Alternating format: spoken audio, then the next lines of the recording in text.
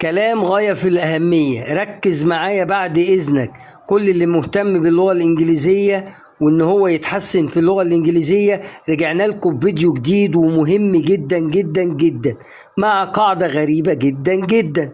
قبل ما نبدأ الفيديو نوحد الله ونصلي على الحبيب صلى الله عليه وسلم، وركز معايا ونشوف القاعدة أو النطق بتاع الإيه والإيه اللي لو جم ورا بعض كده يا جماعة بيتنطقوا او. ايوه بيتنطقوا او، طبعا غريبة. عشان كده بقول لك ركز معايا، الفيديو مهم ليك وسيبك من اي حاجة. ادي الكلمات اللي بتثبت ان الايه والايه اللي بتنطق او. حاول تقول الكلمة وتنطق الكلمة معانا كده. اول كلمة اهي، ادي التي والايه الا اهي، وادي الكي تبقى ايه؟ توك. برافو، يبقى يتكلم يعني ايه؟ توك. يمشي، انا قصدت ان انا وتعمدت ان انا احط كلمات انت وردت عليك قبل كده عشان تشوف جه النطق ده منين. عندك في كلمة يمشي ووك، تمام. طباشير، تشوك. طباشير تشوك، يبقى عندك السي اتش هنا اتنطقت تش.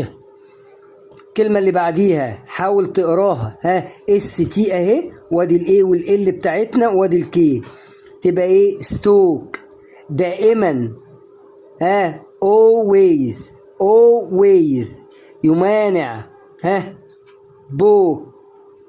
نخلة، بوم.